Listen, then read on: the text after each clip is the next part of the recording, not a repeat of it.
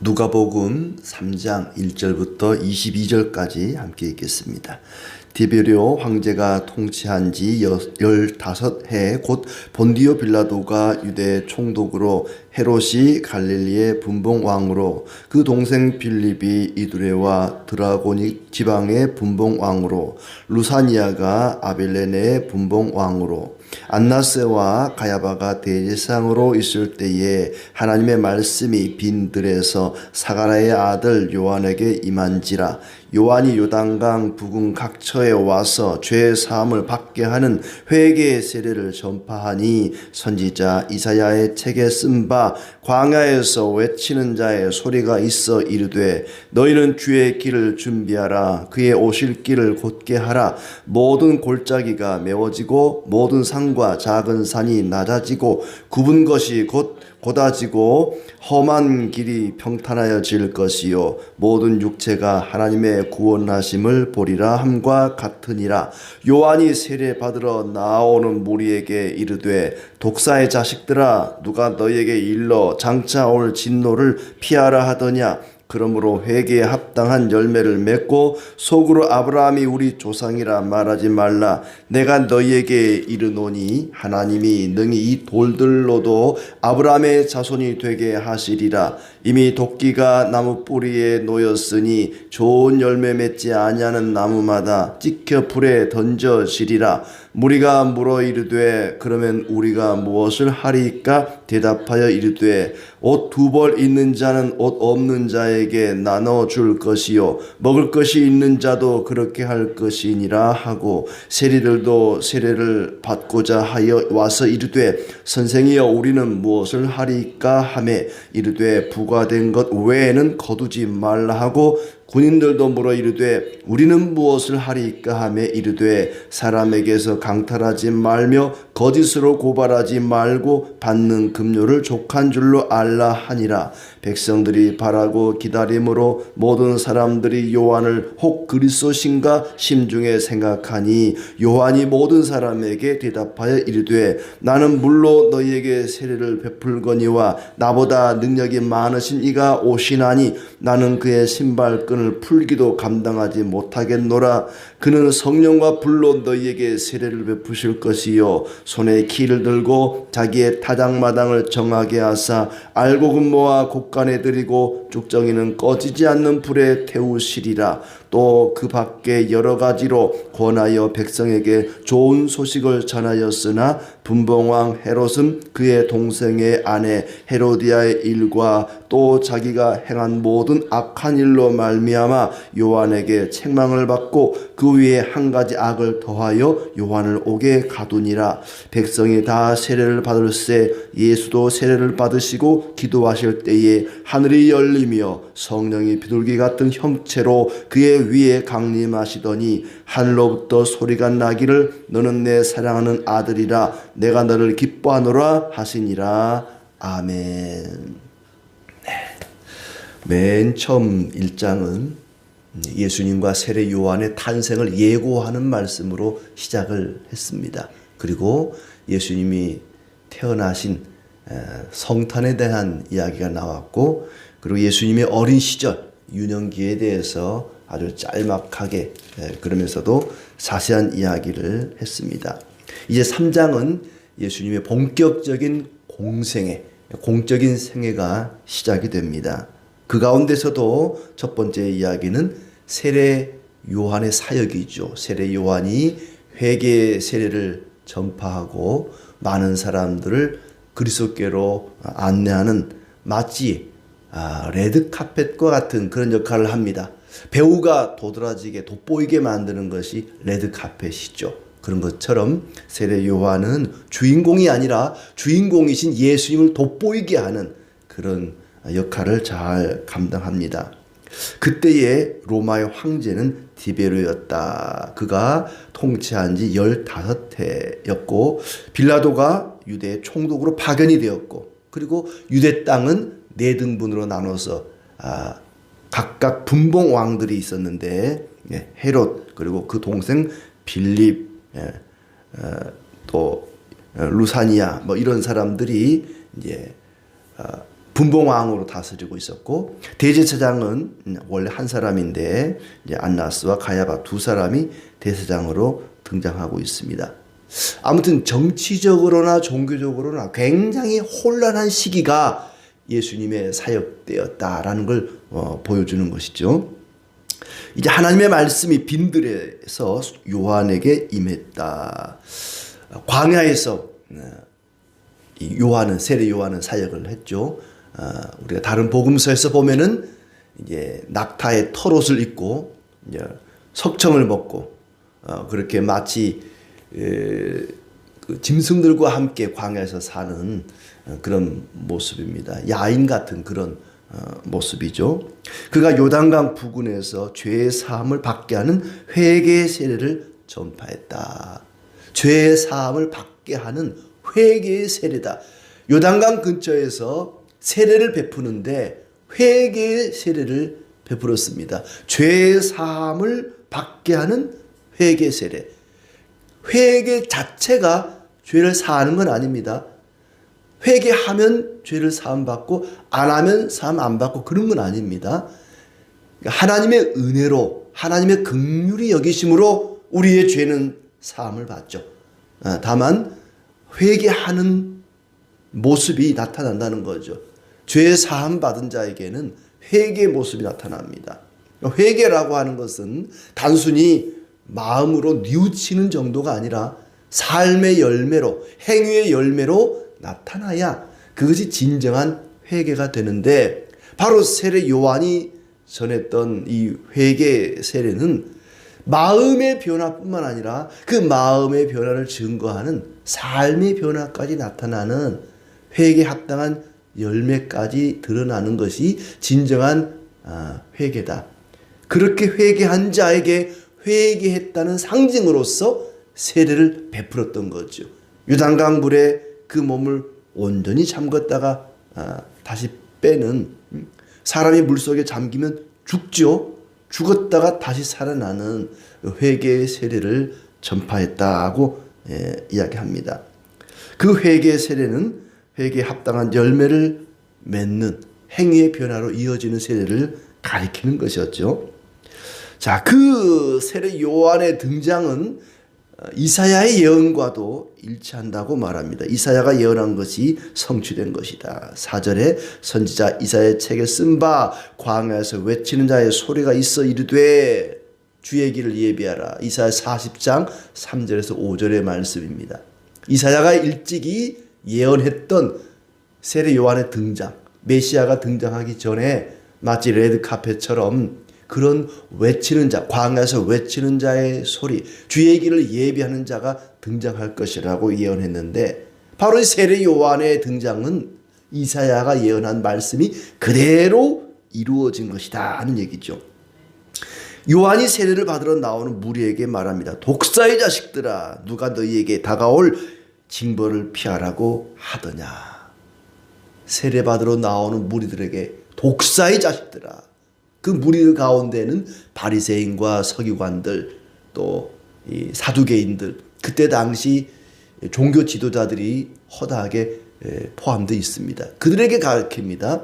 독사의 자식들아, 누가 너희에게 다가올 징벌을 피하라고 하더냐. 회개에 합당한 열매를 맺고 아브라함이 우리 조상이라 말하지 말라. 회개에 합당한 열매를 맺지 않으면서 아브라함이 우리 조상이니까 우리는 구원받을 수 있을 것이다, 우린 천국 갈 수 있을 것이다, 이렇게 착각하지 마라. 하나님이 이 돌들로도 아브라함의 자손이 될 수 있도록 한다. 이 돌들로도 아브라함의 자손을 만들 수 있는 분이 하나님이다. 아브라함의 자손이라는 것, 아브라함의 혈통을 이어받았다는 것, 그거 하나만 가지고 구원받을 것이라고 착각하지 마라. 도끼가 이미 나무 뿌리에 놓였으니 좋은 열매 맺지 않은 나무마다 찢겨 불에 던져지리라. 회개는 그에 합당한 열매가 있어야 된다는 거죠. 회개 열매는 없이 말로만, 입으로만, 마음으로만 회개하고 뉘우치는 것은 아무 소용없다. 그리고 세례받으러 나오는 그 무리들 가운데 세리와 군인들, 또 무리들의 반응을 소개합니다. 그들은 말합니다. 우리가 무엇을 하여야 하리까? 회개에 합당한 열매를 맺으라고 하는데 그 열매라는 게 뭡니까? 무엇이 회개에 합당한 열매이고 우리가 어떻게 해야 됩니까? 무엇을 해야 합니까? 10절에 먼저 무리가 묻습니다. 이 무리라고 하는 것은 특정한 사람들이 아니라 이제 거기 모여있는 많은 사람들인 것 같아요. 무리가 물어 이르되 그러면 우리가 무엇을 하리이까? 우리가 무엇을 하리이까? 라고 묻습니다. 이 사람들은 무엇을 하리이까? 이렇게 묻지 않아요. 쟤는 어떻게 해야 됩니까? 라고 묻지 않아요. 우리가 무엇을 해야 됩니까? 우리가 무엇을 해야 됩니까? 회개하라 천국이 가까웠느니라 회개에 합당한 열매를 맺으라고 말했더니 그럼 우리는 무엇을 해야 됩니까? 라고 묻습니다. 그러자 옷과 먹을 것을 나눠주라고 얘기하죠. 너희가 가지고 있는 옷 그리고 가지고 있는 먹을 것 나눠줘라.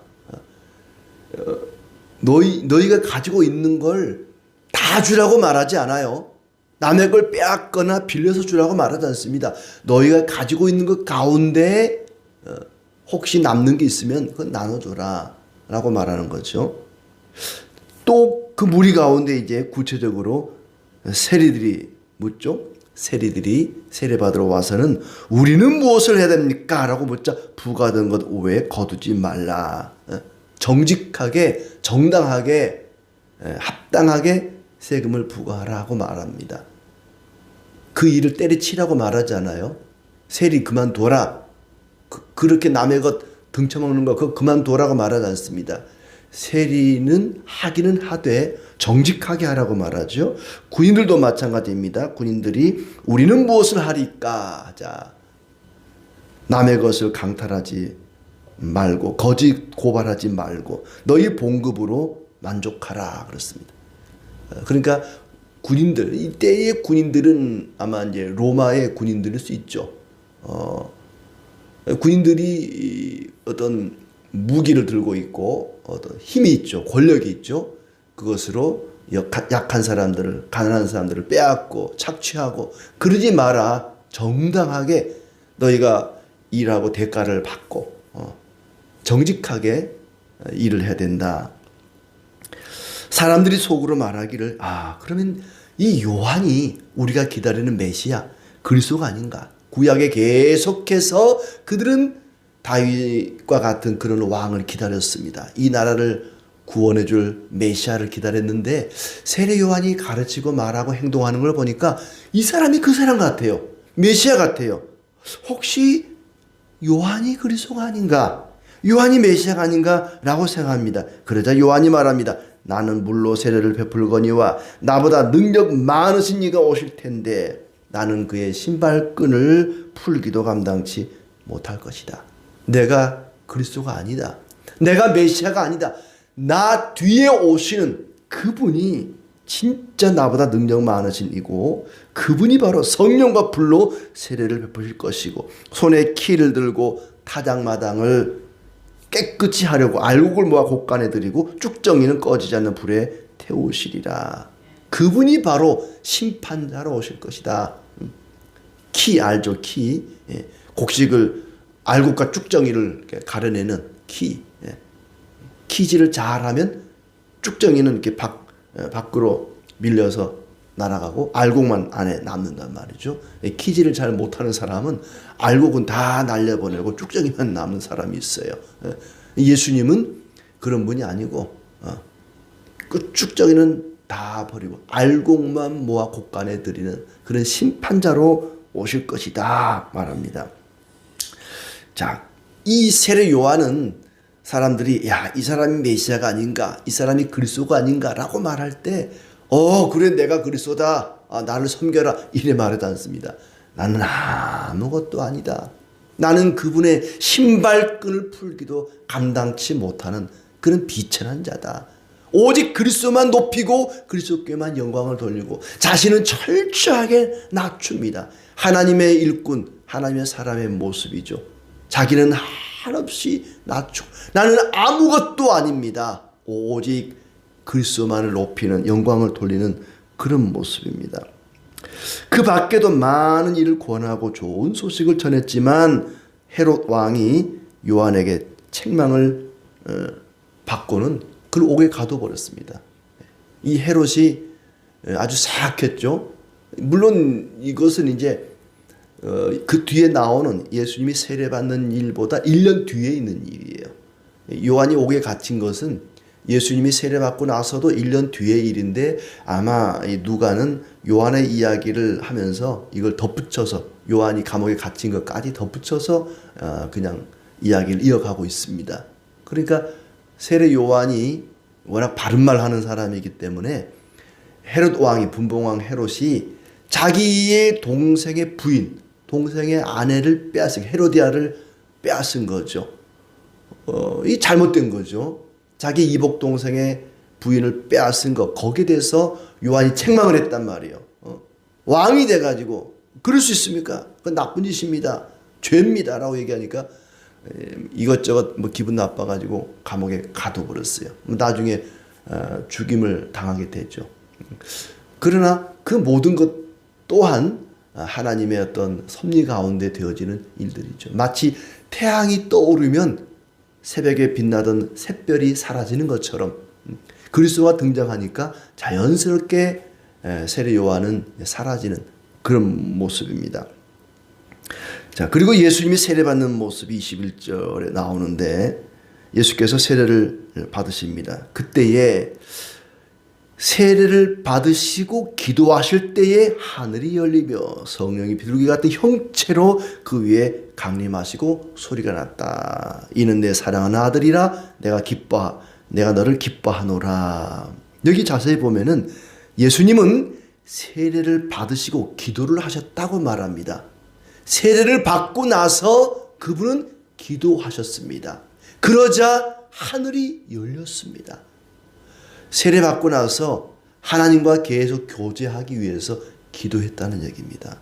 세례받은 우리는 하나님께 기도해야 합니다. 끊임없이 기도해야 됩니다.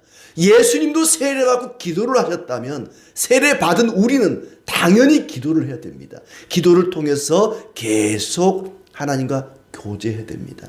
세례받는 것이 끝나는 게 아닙니다. 세례 교육받고 세례 받으면 그걸로 끝나는 게 아니에요. 그때부터 시작입니다. 그리스도인의 삶이 시작되는 거예요. 세례 받은 성도들은 끊임없이 기도하며 기도로 하나님과 교제해야 됩니다. 기도할 때 하늘이 열렸습니다. 그리고 성령이 임했습니다. 비둘기가 임한 것이 아니라 마치 비둘기 형체처럼 성령이 임했다. 그리고 하늘로부터 소리가 났다. 그렇습니다. 우리는 늘 기도하면서 기도를 통해 하나님과 교제하며 나아갈 때에 하늘의 문이 열릴 것입니다. 자, 그리고 이제 예수님의 족보가 쭉 나오죠. 예수님이 한 30세쯤 되실 때에 하나님의 말씀을 그 가르치는 사역을 시작하셨다. 그리고 예수님의 그 부친은 물론 실제적인 부친은 아니지만은 호적상 부친 되는 요셉부터 시작을 합니다. 그리고 마지막 38절에 그 위는 에노스요, 그 위는 셋이요, 그 위는 아담이요, 그 위는 하나님이시니라. 하나님에게까지 올라갑니다. 마태는 그냥 아담에서 끝이 나지만 누가는 하나님에게까지 올라가죠. 그러니까 예수님은 아담의 아들이기도 하지만 하나님의 아들이기도 합니다. 이게 참 묘한 거예요. 아담의 아들이면서 동시에 하나님의 아들이다. 아담, 인간의 자손이면서 하나님의 자손인 거죠. 예수님은 하나님이시면서 동시에 사람입니다. 아담의 자손이면서 동시에 하나님의 자손이기 때문에 하나님과 인간, 하나님과 아담 사이의 중재자가 될 수 있는 거죠.